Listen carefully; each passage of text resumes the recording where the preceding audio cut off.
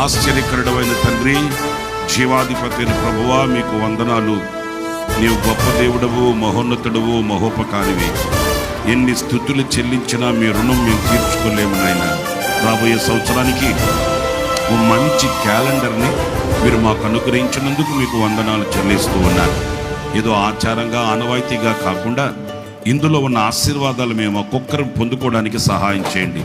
ఈ క్యాలెండర్లో వాక్యము ద్వారా ప్రతి కుటుంబం వెలిగింపబడునుగా, ప్రభుకు మహిమ కలుగునట్లుగా. స్తోత్రం, హల్లెలూయా.